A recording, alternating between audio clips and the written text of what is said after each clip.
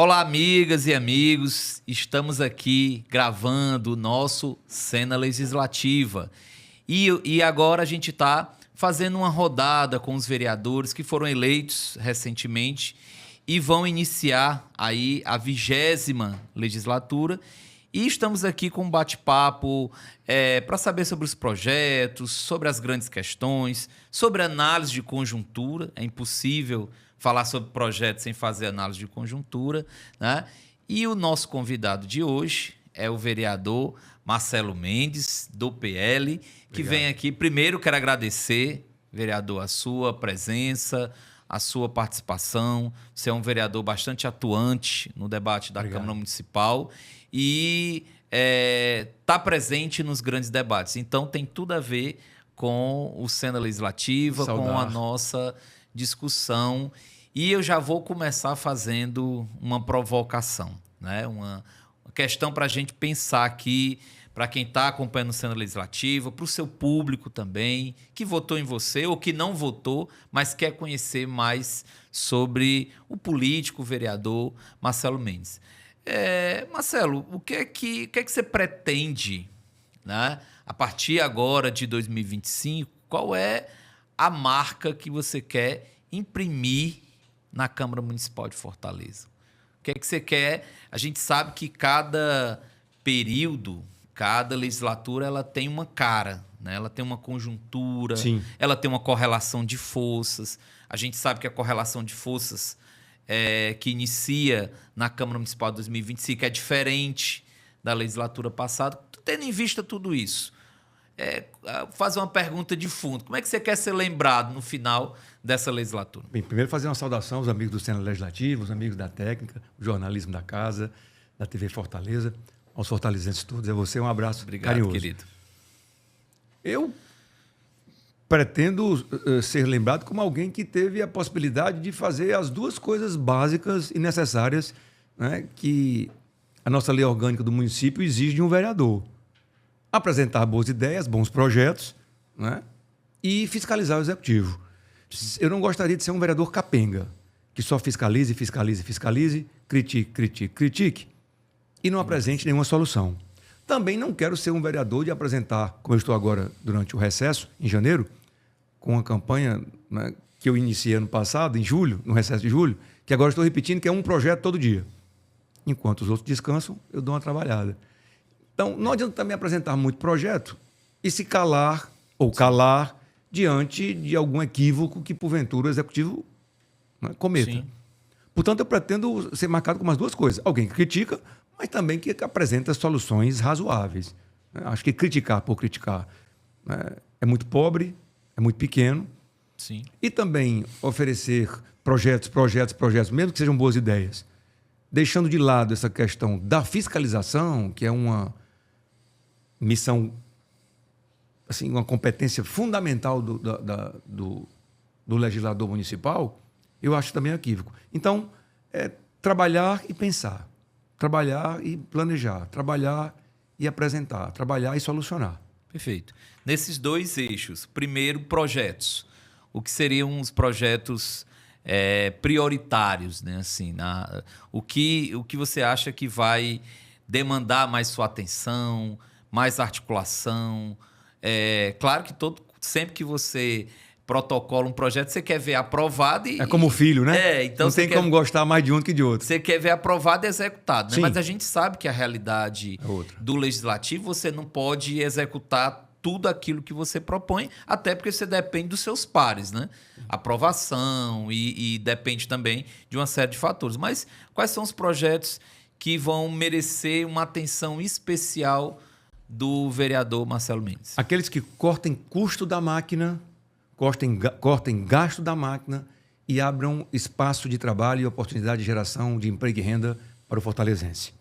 Se nós não diminuirmos o número da máquina, o tamanho da máquina, o peso da máquina, e se nós não dermos oportunidade ao fortalezense, nós não estaremos, nenhum de nós, vereador, a própria Câmara, a instituição, não estará fazendo coisa alguma. Porque nós vivemos dias muito difíceis. Nós todos fortalezenses encontramos, e não preciso entrar em detalhes, o atual prefeito encontrou uma máquina com comprometimentos graves, sérios. Eu venho dizendo isso há 4 anos. Só que agora as pessoas acreditam, né? Enquanto existe uma expectativa de poder com a gestão Sarto, enquanto algumas forças políticas, eleitorais, partidárias, enquanto eles achavam que Sarto poderia ser reeleito, enquanto eu falava, denunciava e mostrava, eles silenciavam. Porque tinham a esperança de continuar na máquina, ou continuar no emprego, ou na assessoria, ou na secretaria, no que fosse. Hoje, né, com tudo descortinado, nós sabemos o que aconteceu nos últimos 4 anos. A saúde está doente, está falida, a educação, a assistência social, os terceirizados das creches, dos hospitais, nenhum deles recebeu, né, os fornecedores da prefeitura não recebem há 6 meses, a empresa que fornece ar-condicionado para o JF não recebe desde junho, né, a temperatura do JF, do centro cirúrgico, teve que ser elevada de 17 para 25 graus, porque não tem mais bata, não tem mais roupa para os pacientes, estão nus, deitados nas macas. Né? Eu denunciei, o Ministério Público denunciou e repercutiu na imprensa. Né? Ao longo de dezembro, também a empresa que fornecia refeição para os pacientes parou de fornecer, aí não tinha mais bata nem comida. Então, eu não preciso mais falar de mais nada. Né? Esse exemplo do JF já é o raio-x, o retrato do que aconteceu na cidade. Isso se repetiu nas creches, nas escolas, se repetiu com obras, se repetiu com terceirização. Porque a terceirização é muito boa para dar emprego e eleger os amigos. Porque você dá centenas e centenas de empregos. Agora, as pessoas esquecem que o custo disso um dia bate a porta. Né? Sim. Não existe dinheiro, como dizia Margaret Thatcher. Não existe essa figura do dinheiro público. O que existe é dinheiro do contribuinte fortalezense. O município, o tesouro, não produz riqueza. Nenhum estado, nenhum país produz riqueza. Quem produz riqueza são os atores políticos, os atores econômicos, os atores sociais. São as empresas, são as instituições, são os sindicatos. Eles produzem riqueza. Porque produzem trabalho, porque produzem tecnologia, porque produzem ciência, porque produzem algo. Sim. O Estado apenas se apropria do trabalho das pessoas e onera em mais ou em menos, né, a sua folha tributária. Então, quanto mais frágil, quanto mais despreparado for um governo, mais imposto ele cobrará. Mais imposto. Um governo está no seu ponto de ótimo no dia que ele cobrar imposto único e exclusivamente para sustentar o mínimo que um Estado deve ter, que é a segurança pública, no caso do Estado Federal, que é a defesa das nossas fronteiras, né? Que é o serviço público judiciário, essas máquinas de grande estrutura. No caso do Estado do Ceará, a polícia. Você não pode imaginar privatizar a polícia. Você não vai imaginar privatizar a saúde pública. Tem que ter saúde pública e de qualidade. Dinheiro, imposto é só para isso. Para o resto... Marcelo, falando em onerar, já que a gente está falando aqui de onerar, imposto, taxa, como é que você viu a revogação da taxa do lixo? Talvez um dos temas mais discutidos, né, no último ano da gestão Sarto e que foi retomado logo, uma das primeiras promessas e uma das primeiras ações do prefeito Evandro Leitão. Como é que você viu esse movimento, Marcelo? O prefeito acertou no conteúdo, só errou na forma, que é o mais importante. Porque eu vinha defendendo há muitos anos, eu sou autor eu sou um dos. O vereador Júlio Brise é autor de outra, e a própria Procuradoria-Geral do Estado também é autora de uma terceira ação, né? Eu sou autor de uma ação contra a taxa do lixo e contra a lei que regulamentou a taxa do lixo. Na verdade, eu tenho 2 ações contra. E eu venho historicamente defendendo a queda dessa taxa. Então, eu falo, né, com tranquilidade, conhecimento de causa. O erro foi nós termos revogado algo. O prefeito cumpriu a palavra, já no primeiro dia de seu mandato. No entanto, nós deveríamos ter anistiado as 70 mil famílias fortalezenses que estão com os nomes negativados e com o nome no prego nos cartórios. A anistia, que foi um projeto que eu apresentei, projeto 02. O segundo projeto dessa legislatura é de minha autoria, o primeiro também, é exatamente o que eu faço uma indicação ao prefeito para que ele anistie esses 70 mil fortalezenses que devem 84 milhões de reais. Né? Que para a prefeitura é nada, isso é nada. 84 milhões de reais é nada. E também o projeto de indicação, o 003, que resolve o problema de quem pagou em dia. Porque a gente fala muito de quem não pagou e está com o nome no cartório. Mas é aquele fortalezense que pagou, que fez um esforço danado, né? Tirando, às vezes, né, de algo essencial e fundamental da sua casa, para honrar, esse então, né, um recebe anistia e este outro vai ficar o dito pelo não dito, pelo feito? Não. Aí nós também apresentamos um projeto de indicação para que o prefeito, não podendo devolver em espécie, porque a gente sabe da dificuldade da prefeitura, promovesse um encontro tributário, né, um encontro de contas e abatesse o valor pago do IPTU do ano de 25. Que não tem problema, não teria problema nenhum, porque o IPTU da cidade de Fortaleza, ele responde por apenas algo perto de 5% do orçamento de Fortaleza total, é representado pelo IPTU. Então, um impacto daquelas pessoas nesse universo de 5% que pagaram em dia e precisariam ter um crédito, não chega a 0,5% dos 5%. Portanto, nós estamos falando de um valor insignificante, que o prefeito perdeu uma excelente oportunidade de começar bem a sua gestão. Ele cumpriu a palavra, como quem diz, rapaz, eu vou cumprir, mas aqui no meio eu vou colocar uma casca de banana, ninguém vai dizer que eu não cumpri, que eu cumpri, só que eu não vou fazer o necessário, só que eu não vou fazer o justo, só que eu não vou fazer o certo. Quando alguém reclamar, eu digo, eu cumpri. Então, eu acho que foi um equívoco, eu acho que foi um erro, não revogar, claro. Sim. Eu estou me referindo, né, à forma como ele mandou a mensagem para a Câmara. A forma foi um equívoco. Nós precisaríamos ter revogado, nós precisaríamos ter anistiado e nós precisaríamos ter feito crédito tributário para quem pagou. Diretamente. Sim, claro. Perfeito. É o que eu teria feito se eu fosse prefeito. Marcelo, você é historicamente reconhecido, faz toda uma defesa do empreendedor, né? do pequeno produtor, do pequeno comerciante. Você já faz essa defesa há um tempo. A gente, nos últimos anos, inclusive na época da campanha, quem está aqui nos assistindo lembra muito bem que foi uma das coisas mais alardeadas por uma série de candidatos, seja para apresentar ou criticar o fato de Fortaleza ter o maior PIB, né? A maior produção de riqueza do Nordeste. Como é que você vê o cenário em Fortaleza hoje para quem produz, para quem comercializa?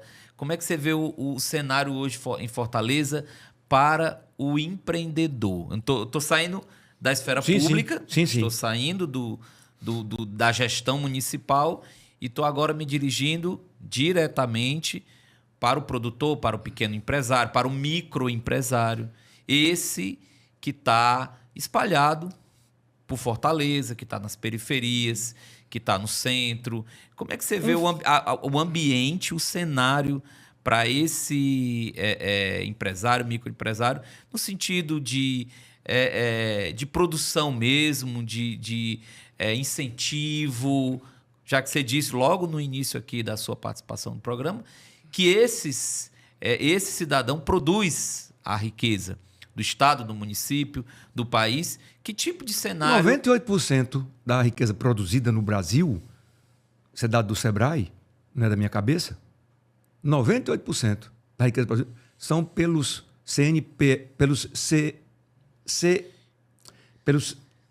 não CPFs, né? CNPJs. Mas pelos CNPJs da pequena e da microempresa. Sim. Apenas 2% da riqueza brasileira é produzida por médias e grandes empresas. O fortalezense que hoje, seja o MEI, seja o pequeno, o micro, ou que tem uma empresa familiar ou uma limitada, né, até os limites, né, que caracterizam a média empresa, o empreendedor, de maneira geral, para mim é um verdadeiro Elon Musk. Fortaleza tem milhares de Elon Musks. Um fortalezense que aqui tem a coragem de empreender e se mantém vivo empreendendo por 1, 2, 3, 4 anos, e se ele permanecer trabalhando e empreendendo e conseguindo se manter, para mim, se ele fosse para qualquer outro lugar do mundo, ele seria um bilionário. Porque o ambiente em Fortaleza, ele é produzido, construído e mantido para você não dar certo. A condição de você iniciar um negócio em Fortaleza é essa. Olha, você está começando um negócio onde você será tua vida será dificultada, você vai ser perseguido, você vai ser extremamente taxado e você vai, quando precisar do serviço público, ser maltratado. Então se prepare que você vai entrar nesta seara. Então, um fortalezense que empreende, para mim, é um monstro. E os que vencem, para mim, são super-heróis. Porque nós precisaríamos de um... E eu cheguei a escrever isso no plano de governo do candidato André Fernandes, né, que eu fui responsável por boa parte da produção do plano. Nós tínhamos um programa de desburocratização e desoneração da máquina violentíssimo. Porque nós só conseguiremos vencer, crescer, quando o Estado se ausentar ao ponto de permitir que você tenha os instrumentos para empreender. Quanto menos... Olha, você quer que algo dê certo? Tire o Estado e a Prefeitura e a União. Todas as vezes que a cidade real se encontra, se reúne para fazer algo, aí você pode falar do buraco da Gia, você pode falar do beco do cotovelo lá em Sobral. Se um churrasquinho, um local, né, os food trucks começarem a chegar numa pracinha e começar a dar certo, quando a prefeitura identifica que ela chega para regulamentar, acabou. Era uma vez. Acabou. Acabou. O que se produzia ali é de tal maneira perseguido, é de tal maneira maltratado, o que está ali é de tal maneira assim, vilipendiado nos seus direitos fundamentais, que é um direito fundamental, trabalhar, né?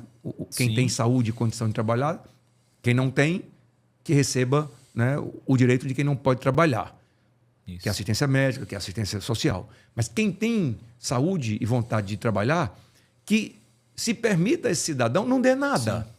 Não dê dinheiro do Banco do Nordeste, não dê dinheiro do BNDES, não dê dinheiro de nada, mas deixe o cara trabalhar. Deixe o cara trabalhar. Deixe ele crescer, deixe ele aumentar. Se ele começou um negócio sozinho, depois colocou a esposa, alguém da família, depois contratou uma primeira pessoa, deixe ele crescer. Um dia, quando ele tiver fortaleza muscular, esquelética para suportar uma fiscalização, você vai lá exigir um alvará, vai lá exigir o pagamento do IPTU alterado. Aqui a lógica é a seguinte: se eu tenho uma casa residencial que paga o IPTU de R$1.000, se na minha garagem eu colocar um pequeno negócio para melhorar a vida ali de um filho que fez 18 anos, quer montar um churrasquinho, imediatamente meu IPTU deixa de ser os R$1.000 da residência e passam a cobrar de mim mais uma espécie de IPTU comercial. Digo, amigo, eu estou sendo punido porque quero trabalhar? Eu estou sendo perseguido porque... Em vez de só dizer, rapaz, tu começaste um negócio, pois este teu primeiro ano de funcionamento, tu pagava 1.000 por ano ou 1.000 por mês.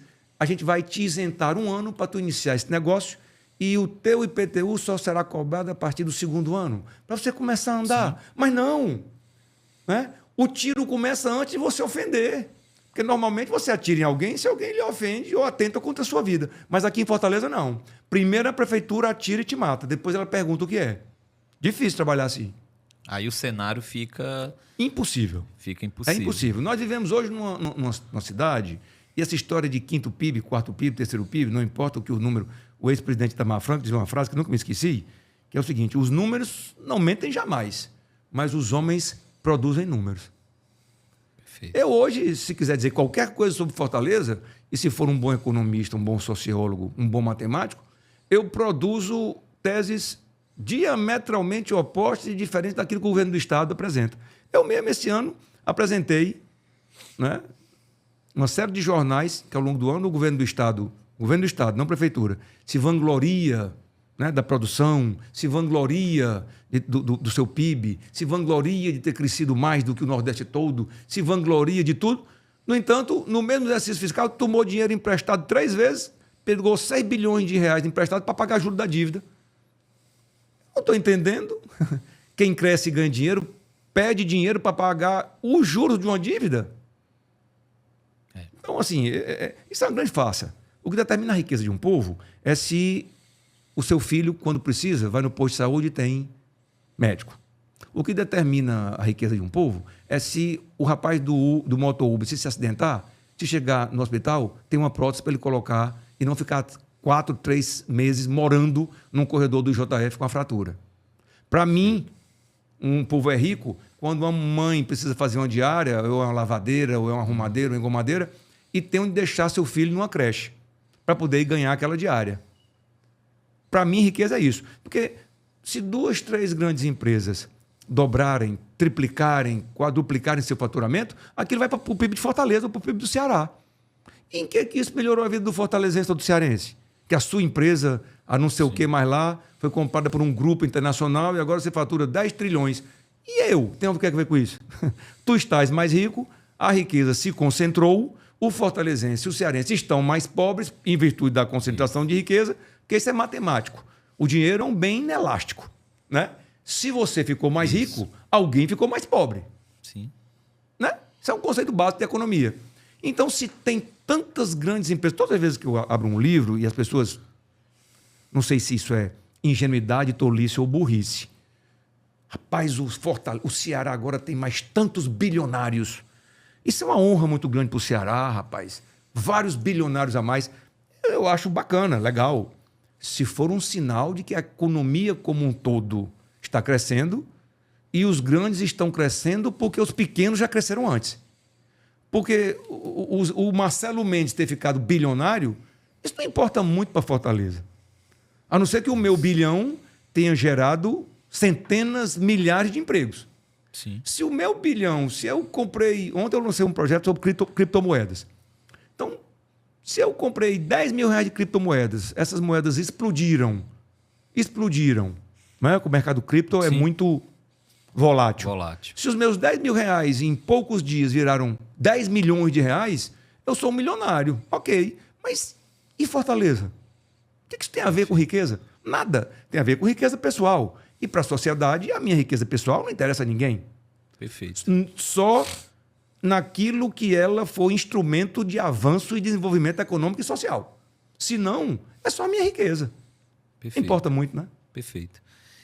Estamos aqui já na reta final, Marcelo. Tinha falado no início do programa que passa muito rápido. Aqui foi muito mais para a gente fazer um panorama. Foi desde a gestão do Evandro Leitão até aspectos macroeconômicos, né? O vereador trouxe aspectos macroeconômicos.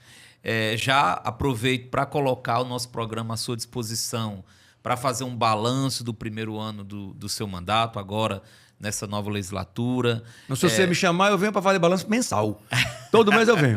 Onde tem microfone, vereador pobre é assim. Porque tem vereador que, né? Sim. Tem muito nome, muito prestígio, com os amigos aí, né? Os poderosos. Como eu não tenho ninguém por mim, só mesmo meus amigos que votaram em mim, então toda vida que se abre uma oportunidade, eu venho falar. Eu gosto de falar, eu gosto de conversar e eu reconheço que a mídia, a imprensa, né, eu reconheço que isso, assim, o político, né, é transparente e é aberto, né, a conversar com as pessoas e conversar com as pessoas pelas vias midiáticas, né, digitais. Ou ele faz isso, ou então o bom trabalho dele, se não repercutir, não adianta, né? E é um sinal do seu... Você prestigia a imprensa cearense, a imprensa Fortaleza. Para quem não sabe, o vereador Marcelo é presente aí nos debates, em várias rádios, e está aí discutindo permanentemente...